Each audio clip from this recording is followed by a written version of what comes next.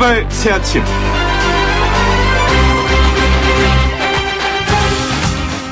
영희야, 밥 먹자. 수업이 끝나자마자 책가방을 내팽개치고 동네 공터를 뛰어다니며 땀 범벅이 되도록 술래잡기를 하다 보면 어느새 골목 어귀에는 저녁 먹으라고 소리치는 엄마의 모습이 보입니다. 김이 모락모락 나는 따스한 밥과 된장찌개, 그리고 기름기 잘잘 흐르는 고등어 한 토막, 사랑과 정성으로 차려주시는 엄마의 밥 한 끼, 그 자체로 그날 하루는 충분히 따뜻하고 충분히 안전했습니다. 그런데 내 딸이 위안부에 끌려가서 강간을 당해도 일본은 용서할 것이다. 아베 수상님 진심으로 사죄드립니다. 라고 외치며 엄마라는 이름을 욕되게 만드는 그 누군가 때문에 많이 불편하고 많이 속상한 오늘입니다. YTN 라디오 노영의 출발새 아침, 지금부터 시작합니다.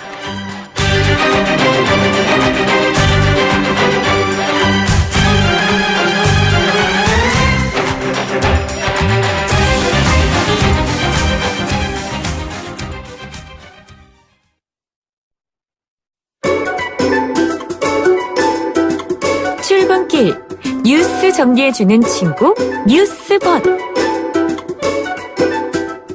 하지만 마냥 달콤한 벗은 아니죠. 쓴소리도 할 줄 아는 벗, BUT입니다. 이종훈 시사평론가 함께합니다. 안녕하세요. 네, 영희역 훈입니다. 영희와 훈이를 한번 해볼까요? 그 미국 정부가 이번에는 우리에게 중거리 미사일 배치를 요구할 것이다, 이런 내용이 알려졌는데 구체적인 내용이 뭔가요? 네. 우선 지난달 24일 그 방한했던 존 볼턴 미국 백악관 국가안보회의 보좌관 경우는 호르무즈 파병, 그와 더불어서 방위비 분담금 인상, 이 두 가지를 요구한 것으로 알려지지 않습니까? 예. 자, 이번에는 지금 최근에 임명된 마크 에스퍼 미국 국방장관이 9일날 방한을 합니다. 예. 예. 그런데 기존 요구에 더해서 지금 중거리 미사일 배치를 요구할 가능성이 높다, 이런 관측입니다. 그러니까 미국이 지금 중거리 핵전략 조약 폐기를 하지 않았습니까? 예. 그리고 이제 동맹국에 대한 중거리 미사일 배치 문제를 이제 어떻게 보면 공론화를 했는데 이 문제를 이제 거론할 가능성이 높다, 이런 얘기입니다. 네. 이미 그 지난 4일 호주 방문 중에 해당 지역 동맹 및 파트너들과 협의를 거쳐 배치할 거다라고까지 언급을 했어요. 예, 때 맞춰서 볼턴 보좌관도 어제 한 언론과 인터뷰에서 이 중거리 미사일 배치가 해외에 나가 있는 미군뿐만 아니고 한국과 일본 등 동맹국 방어에 관한 것이다라고 한국과 일본을 꼭 집어서 이 얘기를 또 했습니다. 네. 네. But 중국과 러시아 정부가 지금 만만치 않습니다. 예. 한국과 일본 정부 이걸 절대 허용해서는 안 된다라고 경고 메시지를 벌써 보내기 시작했거든요. 네. 그러면서 대응 조치까지 또 예고를 하고 나섰습니다.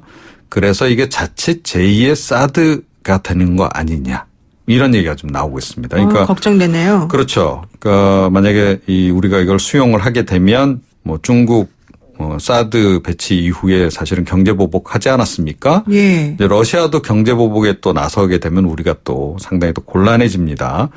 일단 그 우리 국방부는 그 5일 정례 브리핑에서 선을 긋긴 했습니다. 논의하거나 자체적으로 검토한 바 없고 그럴 계획도 없다.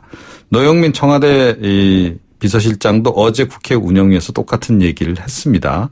하지만 과연 어떻게 될까요? 아니 근데 우리 측이 뭐 하고 싶지 않아요라고 말하면 그게 딱 안 하는 걸로 정리가 되는 건지가 궁금합니다. 그러니까요. 사드도 뭐 그랬잖아요, 사실은. 네, 뭐 그래서 반대 얼마나 여론도 꽤 힘들었습니까? 있었지만, 예. 네, 결국은 배치를 하고 말았는데, 네. 미국이 이걸 계속 강요하면 우리가 과연 이걸 막을 수 있겠는가? 그러니까요. 이게 지금 사실은 여기저기서 공격이 들어오는데 뭐 미사일도 그렇고 파병도 그렇고 방위비 분담도 그렇고 네. 벌써 지금 미국이 우리한테 주는 선물만 3개 아니겠습니까? 선물이라기보다는 청구서가 그냥 마구마구 네, 그렇죠. 지금 도래를 하고 있습니다. 네, 우리가 어떻게 현명하게 이거를 해결해 나갈지 궁금하네요. 그러게 말입니다. 네, 그리고 또 정의용 청와대 국가안보실장이 북한의 최근 미사일 발사가 9.19 남북 군사합의 위반은 아니다, 이렇게 아예 못을 박은 것 같습니다. 네, 그렇습니다. 어제 이제 국회 운영위에서 9.19 남북 군사합의 위반이 아니라는 게 우리 정부의 입장이다라고 네. 딱 이렇게 얘기를 했어요. 그러니까 이게 지금 이제 그 군사 합의 그 1조가 주로 이제 논란이 되는 거 아니겠습니까? 예, 거기에 그렇죠. 보면 이제 상대방에 대한 일체의 적대 행위를 전면 중지하기로 하였단데 여기 어긋나는 거 아니냐. 뭐 이제 이런 얘기예요. 근데 이제 북측에서는 오히려 그 한미연합훈련이 지금 이런 것에 위배된다라고 지금 이제 이야기를 하고 있는 거죠. 예. 예. 지금 이제 상황이 그런데, 예, 자꾸 버탈 일이 생기네요. 국방부는 어제 브리핑에서 뭐라고 얘기를 했느냐. 9.19 정신에 어긋나는 것으로 보고 있다. 예, 정의용 안보실장의 그 이야기하고는 좀 다른 기류의 얘기를 또 했어요. 이게 지금 처음 나온 얘기 아닙니까? 9.19에 어긋난다? 네. 그다음에 김현철 통일부 장관도 이 지난달 그 국회 외통위에서 군사합의 위반 여지가 있다라고 네. 언급을 했거든요. 네. 정용 실장이 언급한 내용이 제가 보기에는 최종 입장 같긴 해요. 네. 예, 문재인 정부의 최종 입장 같긴 한데 과연 정부 내에서 이게 의견 조율이 제대로 이루어지고 있는 건지 예, 이 부분은 조금 의문이 드는 상황입니다. 그러니까 지금 청와대 쪽하고 국방부 통일부가 좀 의견이 다르다. 이걸 바라보는 관점이 다르다. 조금 결이 다른 얘기들이 나오잖아요. 네, 그렇습니다. 네. 이 군사합의 위반 여지가 있다. 이건 사실은 상당히 중요한 발언인 것 같은데요. 여기에 대해서 청와대가 어떤 입장을 내놓는지는 혹시 아직 나오지 않았습니까? 그러니까 뭐 안보실장이 얘기를 했으니까 이게 곧 청와대 입장이다라고 봐야 되겠죠. 네. 그럼에도 불구하고 그럼 국방부랑 통일부 장관이 이게 공유가 잘 안 돼서 이렇게 얘기가 나오는 건지 네. 이게 잘 모르겠다라는 거죠. 순서가 어떻게 됐는지 잘 모르시는 거죠. 누가 먼저 이런 말을 했는지. 예, 그렇습니다. 이제 확인을 해봐야 되겠네요. 그리고 대한체육회가 도쿄올림픽 방사능 안전 문제를 따지기로 했다는 소식입니다. 네. 어제 안 그래도 이 얘기 좀 하지 않았습니까? 예, 네, 그랬는데 이 도쿄올림픽 조직위원회가 이제 오는 20일부터 3일 정도 일본 도쿄에서 선수 단장 회의를 연다 그래요. 그러니까 각국 선수 단장 회의를 이제 여는 겁니다. 네. 대한체육회는 대한올림픽위원회에도 이제 겸하고 있기 때문에 이제 이 자리에 대한체육회 관계자가 이제 우리 측 단장 자격으로 회의에 참석을 한다는 거죠. 그렇죠. 여기에서 이제 후쿠시마 식자재를 선수단 음식에 사용하는 문제. 그리고 이제 그 한때 그 도쿄올림픽 공식 사이트에 독도를 일본 영토로 또 표기를 한 적이 있지 않습니까? 네, 논란이 이제 되기도 맞습니다. 했는데 네. 그 부분에 대한 항의 이거를 이제 전달할 계획이라고 지금 얘기를 하고요.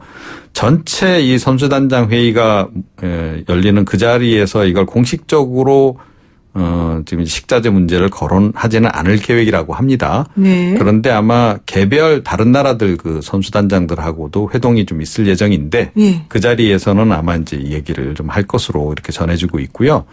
이런 속에 국회 그 문체위 소속 이제 더불어민주당 의원들도 도쿄올림픽 보이콧을 논의하기 위한 당정 협의를 추진한다 이런 얘기가 좀 들립니다. 네. 자, 근데 이 부분은 좀 모르겠어요. 현 단계에서 이 정치권이 나서서 보이콧까지 거론하는 건 좀 너무 나간 거 아닌가 이런 생각도 좀 들고요. 지금 뭐 대한체육회가 이미 나선 상황이라면 체육 관련 단체들이 또 추가로 나설 수도 있고 또 국내 환경단체들도 약간 나설 조짐을 좀 보이고 있거든요. 예. 이 국제연대운동 형태로 이미 지금 뭐 유럽이나 미국 쪽에서는 그 환경단체들이 이 문제를 좀 제기를 하고 있습니다. 네. 그래서 그런 형태로 오히려 당분간은 여론화에 집중하는 게 더 낫지 않나 이런 생각입니다. 또 우리나라 혼자만 움직이는 것도 사실 매우 위험할 수 있을 것 같아요. 네, 그렇습니다. 네, 뭐 마지막 소식은 원래 명성교회 측이 교단의 결정에 불복할 움직임이다 이런 얘기였던 것 같은데 어떻습니까? 갑니까 안 갑니까? 불복합니까 안 합니까? 불복하는 쪽으로 결정이 났고요. 네. 오히려 교단 헌법에서 세습 금지 항목을 아예 삭제하는 그 개정안 그거에 더 추진하는데 더 열중할 것으로 보입니다. 그렇군요. 세습은 특혜가 아니라 십자가를 지는 거다. 이런 네, 얘기겠죠. 그분들 논리입니다. 네, 오늘 말씀 여기까지 듣겠습니다. 이종훈 평론가 감사합니다. 네. 네, 지금까지 이종훈 시사평론가였습니다. 아침을 시작하는 슬기로운 방법. 오늘 내게 이로운 뉴스. 노영희의 출발 새 아침. 슬기로운 인터뷰. 북한이 단거리 미사일을 발사했죠. 문재인 대통령이 일본의 경제보복 조치에 대해서 평화경제라는 해법을 내놓은 바로 다음 날 새벽입니다. 한미연합훈련에 대한 대응이라는 분석이 나오긴 합니다만은 아무리 그래도 시기가 너무나 공교롭습니다. 북미회담 이야기가 솔솔 나오는 가운데 북한의 주사위는 어디를 향하고 있을까요? 통일부 장관 지내신 민주평화당 정동영 대표와 우리 대북정책 한번 점검해 보겠습니다. 대표님 안녕하세요. 네, 안녕하세요. 네. 그냥 먼저 들어가겠습니다. 핵심부터 여쭙겠는데요. 4차례나 연속해서 발사를 했습니다. 북한. 속셈이 무엇일까요? 북이 남쪽에서 일어나는 일 가운데 가장 싫어하는 일이 네. 뭘까요? 한미 동맹의 군사 훈련입니다. 군사 연습할 때마다 경기를 일으켜 왔습니다.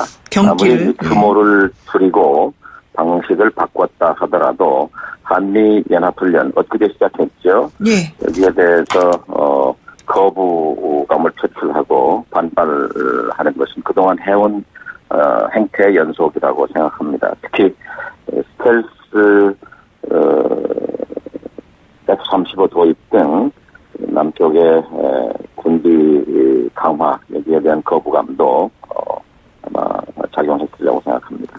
그 정보위 보고에 따르면은 타겟은 우리다. 즉 남한, 한국이다 이런 얘기인데 사실 그 하노이 회담 이후로 북한하고 한국 사이에 썩 기류가 좋지는 않다 이런 얘기가 있지 않습니까? 북한이 이런 식으로 자꾸 한국을 때리는 이유는 도대체 뭘까요?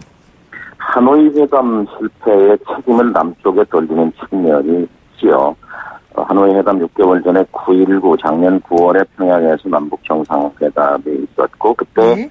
평양 합의, 평양 선언을 통해서 상응 조치를 취하면 단서가 있죠. 상응 조치를 취하면 예. 영변 핵시설을 영구 폐기하겠다.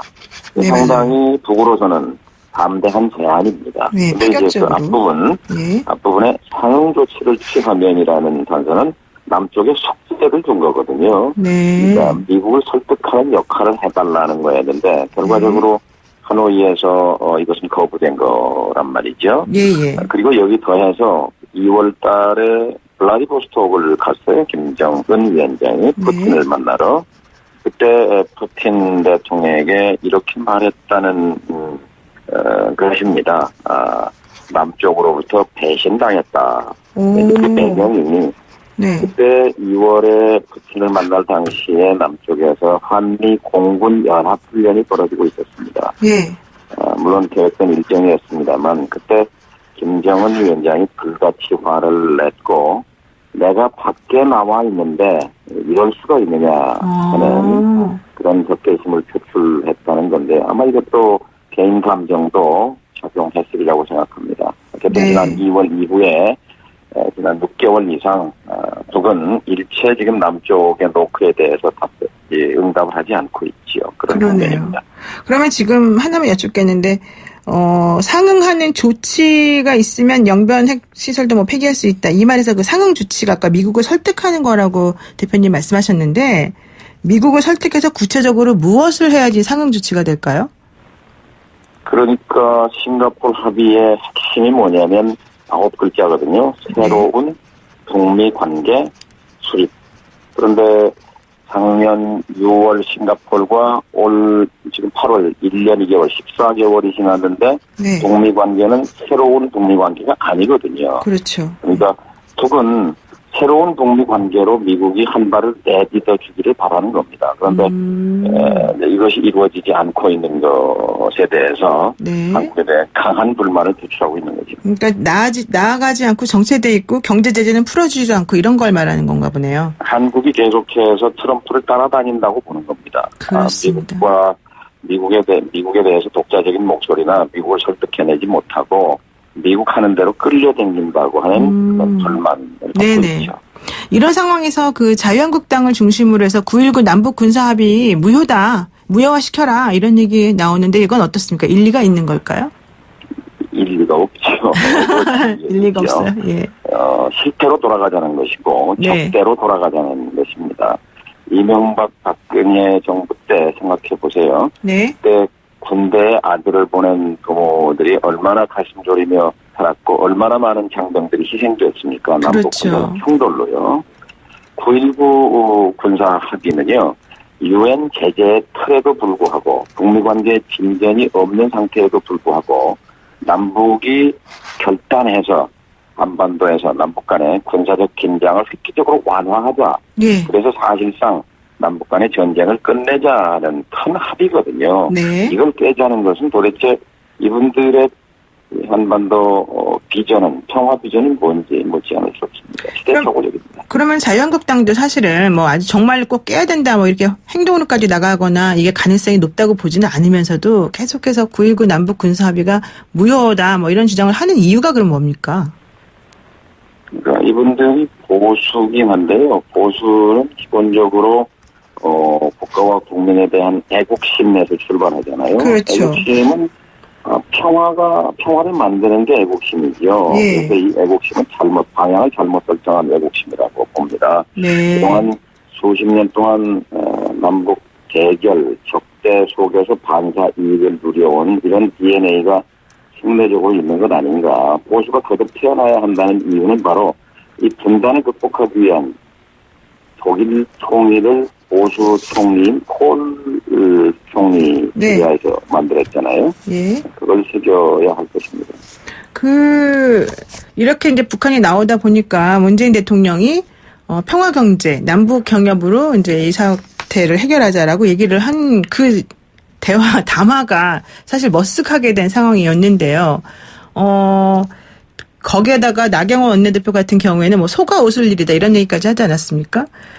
이렇게 본다면은 장기적으로 혹은 또 단기적으로 남북 경협이라고 하는 것이 일본을 극복할 수 있는 해법이 될 수 있습니까? 중장기적으로는 해법이죠.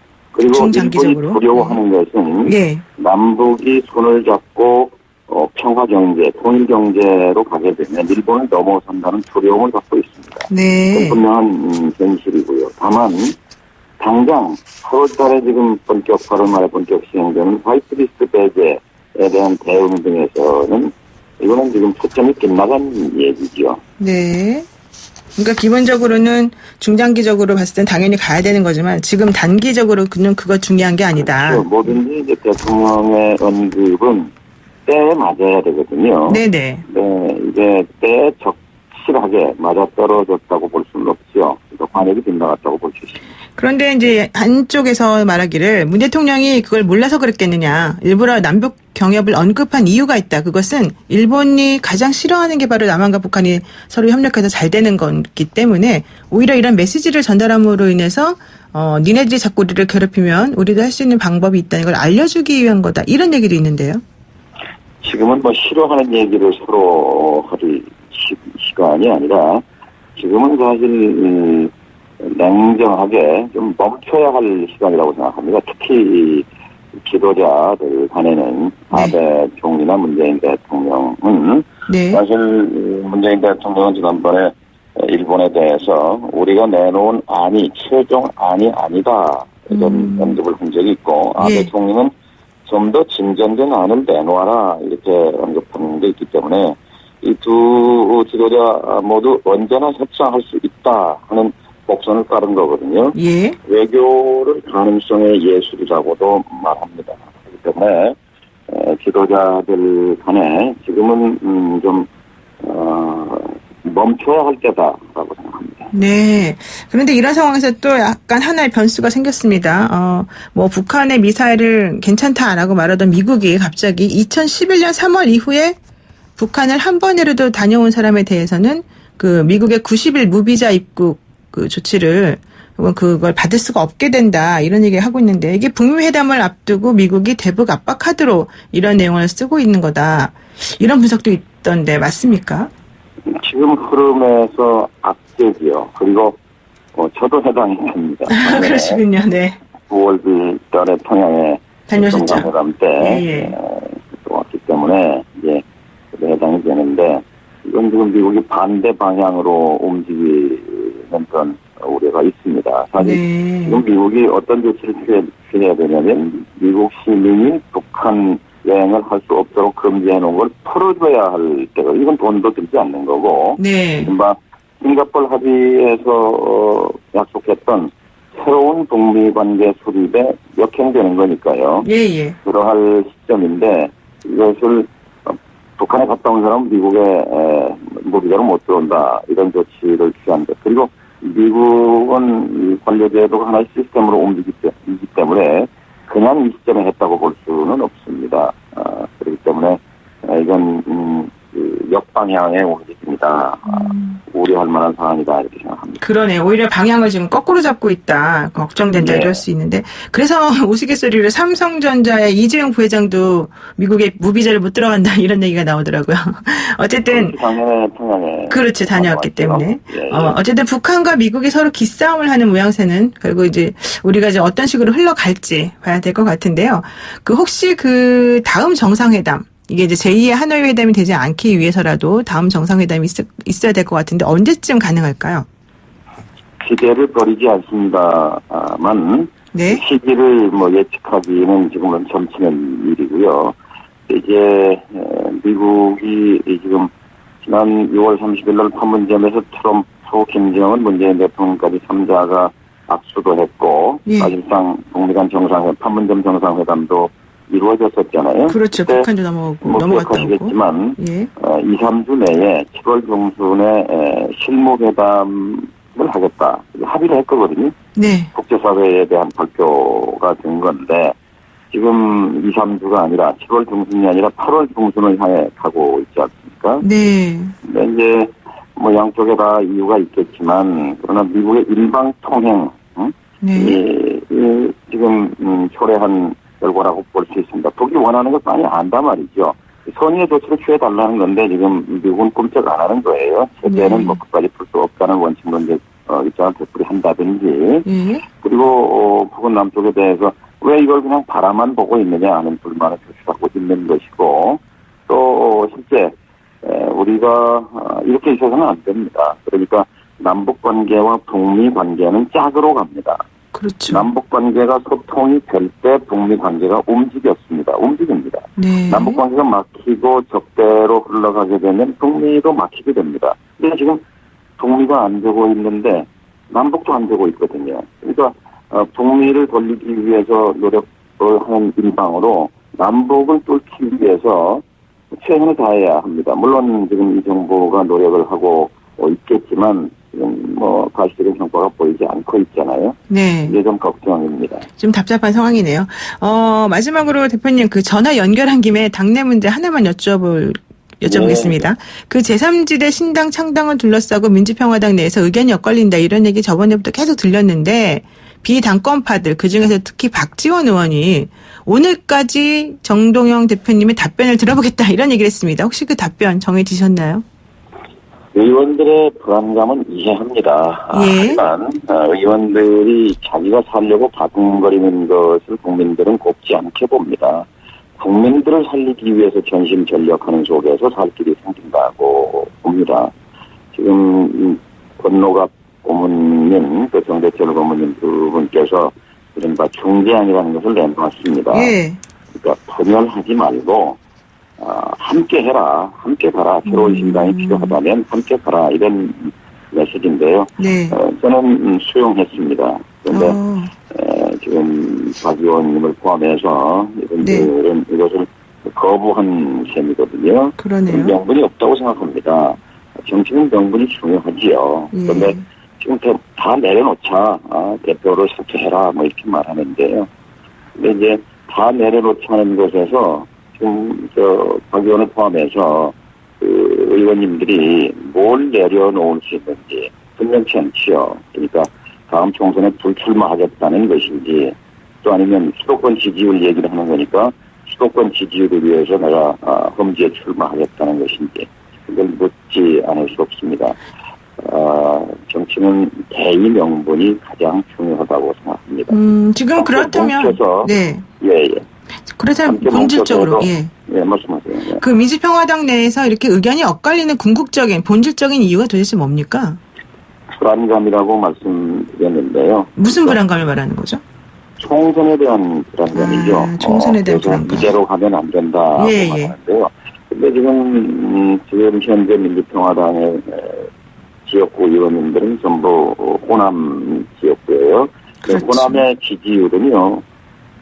국민의당 그러니까 38명이 있던 안철수 대표 때 국민의당 호남 지지율은 3.5%였고 예. 지금 호남에서 평화당의 지지율은 10%가 넘습니다. 예. 이 10%를 20%로 함께 뭉쳐서 노력하면 충분히 달성이 가능하고 1대1로 되게 되면 의원들 경쟁력에 따라서 충분히 가능성이 있다. 예. 총선 가능성이 있는데 이합 집산 그것이 살 길이라고 지금 주장하고 있는 건데요. 그것은 아니라고. 네, 그렇다면 새로운 신당으로 네. 하더라도 네.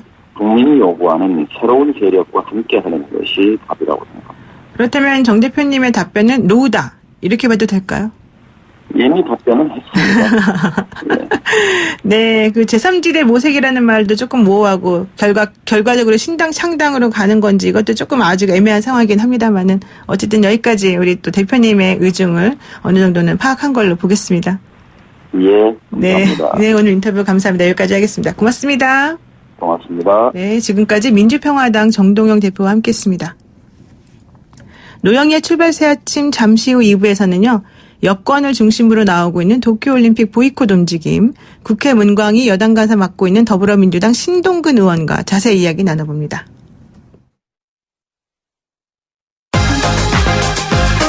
아침을 시작하는 슬기로운 방법. 오늘 내게 이로운 뉴스. 노영희의 출발 새 아침 슬기로운 인터뷰. 네. 일본의 경제보복 조치 이후에 우리 사회를 바꾼 중요한 움직임들이 있습니다. 바로 보이콧 재팬인데요. 시민들 사이에서 일어난 불매운동은 제품을 넘어 택배 그리고 여행까지 전방위로 확대되고 있는 모양입니다. 이번에는 도쿄올림픽 보이콧 이야기까지 나왔습니다. 찬성한다는 의견부터 너무 나간 거 아니냐 이런 비판까지 동시에 나오고 있는 상황인데요. 국회 문화체육관광위원회 더불어민주당 간사인 신동근 의원 연결해서 자세한 이야기 들어보겠습니다. 의원님 안녕하세요. 예, 안녕하십니까. 신동근입니다. 네. 지금 그 도쿄올림픽 보이콧을 검토해야 된다는 주장을 여당 쪽에서 내놓으셨는데요. 그 이유가 뭡니까? 예, 2020년 도쿄올림픽이 1년 남지 않았습니까? 예. 근데 이제 최근에 여러 가지 상황을 보면 방사능으로부터 과연 안전한지에 대한 문제제기가 지속되고 있습니다. 네. 아베 총리가 이제 유치 연설에서 후쿠시마 방사능 오염이 완전 통제되고 있다는 그런 주장으로 유치하지 않았습니까? 그렇죠. 그런데 이제 최근 상황을 보면 해외 언론에서도 그렇고요. 또 일본 내 시민단체가 하는 주장을 들어보면 여전히 방사능 수치가 기준치보다 높다라는 것이고요. 네. 또 최근에 이제 해외 언론을 보면 뭐 미국 시사 주간지 더 네이션이라든지 또 LA 타임즈 또 영국 BBC에서도 이런 얘기를 하고 있는 것 같습니다. 그리고 또 우리 국민들도 선수 안전이 최우선이므로 아마 안전하지 않다는 올림픽을 보이콧해야 된다는, 다시 말해 전제 조건이 달리긴 했습니다만은 여기에 대한 응답이 거의 70%에 육박하지 않습니까? 네. 따라서 이제 도쿄올림픽에 대한 안전성에 대한 국민의 우려가 높기 때문에 그 해당 상임위 여당 간사로서 이 문제에 대해서 주목하지 않을 수가 없고요. 예. 그런 관점에서 이제 저쪽에서 경제 보복을 하기 때문에 바로 보이콧해야 된다 이런 생각은 아니고 그 안전성의 여부를 충분히 조사하고 검토해서 보이콧 여부도 검토할 수 있다 이런 얘기입니다. 그 보이콧 결정에 있어서 도쿄 방사능 안전 이게 중요하다는 말씀이신 것 같은데. 예, 그러면은 그런 방사능 얘기가 왜 지금 갑자기 나오느냐? 그 이전부터 원래 나왔어야 되는 거 아니냐? 이런 질문도 있습니다. 이게 저희가 보면 해외 언론도 보면 이제 1년 앞두고 최근에 예. 이 문제가 나오고 있는 것 같고요. 그리고 최근에 이제 일본 내 시민사회 단체에서도 도쿄 내 심지어는 그 230km 떨어진 도쿄 내 방사능 오염 수치도 기준치의 4배에 다다른다. 뭐 이런 보도들이 나왔었습니다. 네. 그러니까 최근에 그런 게 나왔기 때문에 우리도 이제 그 얘기를 지금 할 수밖에 없는 거다. 이런 얘기신 거죠? 그렇죠. 그리고 또 이 도쿄올림픽에 말하자면 그 선수들의 식자재도 후쿠시마산 농산물을 쓰겠다 이런 또 도쿄올림픽위원회 그런 발표가 있지 않았습니까? 그렇죠. 여기에 대해서도 우리가 우려하지 않을 수가 없는 거고요. 네. 사실 뭐 후쿠시마 쌀 같은 경우에는 다른 지역의 쌀과 섞어서 뭐 김밥도 만들어서 편의점에 이렇게 뿌리고 이런다는 소문이 좀 있어서 좀 불안감을 느끼는 거는 있는 것 맞습니다. 같은데요. 예, 근데 맞습니다. 그렇다면 어쨌든 도쿄의 방사능 안전이라고 하는 것을 확인하기 위해서는 수치도 확인하고 이래야 될 텐데 민간 합동조사를 말씀하셨지 않습니까? 어떻게 예, 조사를 맞습니다. 하신다는 거죠? 제일 좋은 건 이제 IOC가 도쿄올림픽위원회나 JOC나 또 KOC와 합동으로 조사하는 게 제일 좋겠죠. 네. 근데 아마 뭐 JOC에서는 그걸 응할 리가 없을 것 같고 또 그렇죠. IOC도 이미 유치하는 과정에서 유치를 해버리기 때문에 거기에 대해서 아마 난처하게 생각을 할 거고요. 네네. 따라서 뭐 아이디어 차원이긴 합니다만은 민간 전문가와 또 정부가 합동으로 조사단을 구성해서 우리가 일본 현지에 파견해서 조사를 해보는 것을 제안한 바가 있고요. 네. 아마 조사 대상 내용은 아마 식자재, 물, 또 토양, 대기까지 포함해서 네. 전체적으로 검사를 좀 해봐야 된다 이런 생각을 하고 있고요. 근데 보면 이제 아까도 말씀드린 것처럼 어쨌든 후쿠시마산 농산물을 사용하겠다는 얘기를 하고 있고 또 실제로 일본 정부 부흥성에 의하면 자국민을 대상으로 먹어서 응원하자 이런 캠페인을 주도하고 있지 않습니까? 네네. 그래서 이게 안전하지 않는 것을 갖다가 전 세계 선수를 대상으로 또는 선수만이 아니고 응원단까지 가지 않습니까? 그렇죠. 예. 예, 이런 대상으로 이런 시험을 한다는 건 저는 오히려 정치적 의도가 있는 것이다. 다시 말해서 아베 총리가 올림픽을 말하자면 2020년 개헌 문제와 연결시키는 발언을 하기도 했고요.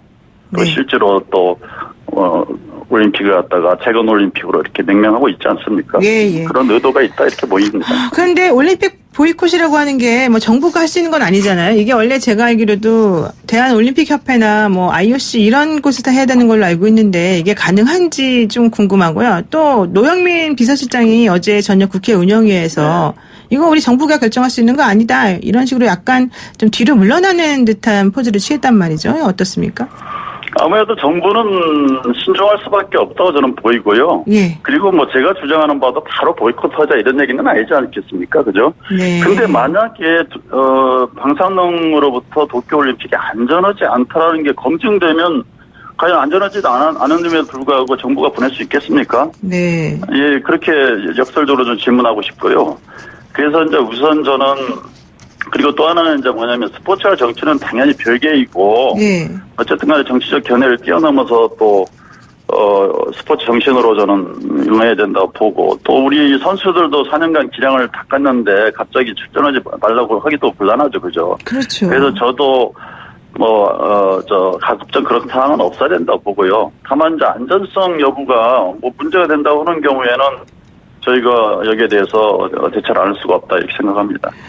그런데 사실 우리가 그동안에 그 남북 단일 선수를 구성해서 올림픽에 참가하고 싶다 이렇게 신청도 했고 받아들여지기도 했고요. 그리고 또 나중에는 우리가 하계 올림픽을 이제 공동으로 좀 주최하고 싶다 이런 의견도 피력해 놓은 걸로 알고 있는데 이런 상황에서 이번 도쿄 올림픽을 보이콧한다라고 하는 것은 제가 보기에는 IOC나 이런 쪽에서 봤을 때는 좀 받아들여지기 어렵고 좀 너무 대한민국 너무 튀는 거 아니냐 이상한 거 아니냐 이런 말도 할 수도 있을 것 같은데 어떠세요? 아니 그러니까 제가 아까 말씀드린 대로 우선 안전성에 대한 검증을 하자라는 거고요. 네네. 그러니까 만약에 안전하지 않다라고 하는데 그걸 마치 아베 정부가 주장하는 것처럼 후쿠시마 방사능 발전 사고 이후에 네. 안전하다라는 것을 대내에 밝히는 그런 어떤 정치적 선전의 장 또는 선언의 장으로 활용하자는 부분에 대해서는 저희 입장에서는 단호히 반대할 수밖에 없는 것이죠. 네, 그렇군요. 그리고 스포츠하고 정치는 발교를 봐야 된다 이런 우려들이 계속 있는 것 같습니다만은 도쿄 올림픽을 보이콧함으로 인해서 우리가 얻을 수 있는 게 과연 뭘까? 여러 국가들이 같이 한마음이 돼서 움직인다면 모를까? 우리만 딱 따로 나와서 우리는 못해요라고 말하면 오히려 그게 더 우리를 고립시킬 수도 있다 이런 의견도 있습니다.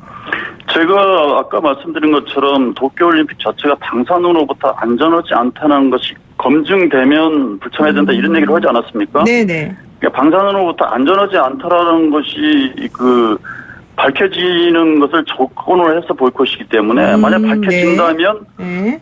말하자면 아베 정부가 후쿠시마 방사능으로부터 안전하다. 그래서 재건 올림픽을 하겠다는 부분에 슬로건에 결정적 타격을 저는 가하는 것이라고 보고요. 예. 안전하지 않은데 다른 나라도 거기에 참가하겠습니까? 그리고 호주라든지 영국이라든지 미국이라든지 여러 다른 나라에서 언론들이 그런 문제에 대한 관심을 지금 갖고 보도를 하고 있기 때문에 예. 만약 안전하지 않다면 그건 도쿄올림픽 자체 흥행성이 떨어질 수밖에 없는 것이다 저는 그렇게 보입니다. 그런 의미에서 저는 만약에 안전하지 않다면 이건 일본 정부의 아베 정부의 가장 큰 타격이 가해질 수 있는 부분이라고 저는 생각합니다. 그러니까 일단 조사를 먼저 해보고 그 조사 결과 그럼요. 수치가 높게 나오면은 위험하다라는 걸 세계에 알리고 그래서 그렇죠. 각국이 그거에 대해서 대응하고 뭔가 조치를 취할 수 있도록 하면서 우리도 같이 발을 맞추겠다. 이런 얘기신 것 같습니다. 예, 맞습니다. 그런데 이제 어제 한편 그 문재인 대통령이 이건 좀 결이 다른 문제입니다만은 그 평화 경제에 대해서 남북과의 평화 경제를 얘기했더니 야권이 뭐 바른미래당, 자유한국당 이런 쪽에서 비판을 거세게 하고 있는데요. 나경원 한국당 대표는 더더군다나 남북 경협으로 일본을 따라잡는다는 말 자체가 속아 오슬리다 이런 말까지 했습니다. 이게 어떻게 보십니까? 야당의 대표적인 야당의 대표가 국민이 뽑은 대통령에게 속아 오슬리라는 표현하는 자체가 무리하고 예의가 없는 품격 없는 표현이라고 일단 보고요. 네. 그리고 나경원 원내대표의 발언은 저는 평화경제의 본질을 모르고 한 얘기입니다.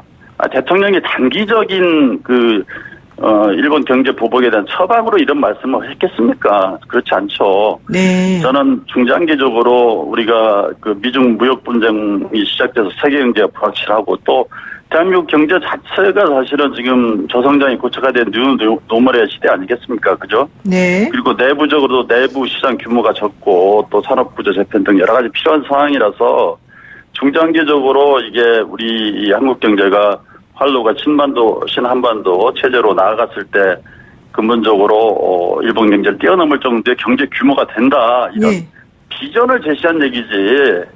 그걸 갖다가 제대로 파악을 못하고 오히려 더 대통령 흠집내게 급급하다 저는 이렇게 보이고요. 네네. 정부의 단기 대책에 대해서는 예를 들어서 100대 핵심 부품 전략을 어떻게 1년에서 5년 내에 국내에서 공급할 방안이라든지 또 일본 의존 기술들을 낮출 방안이라든지 또 여러 가지 대응책을 제시하고 있지 않습니까? 네네. 그렇죠? 예.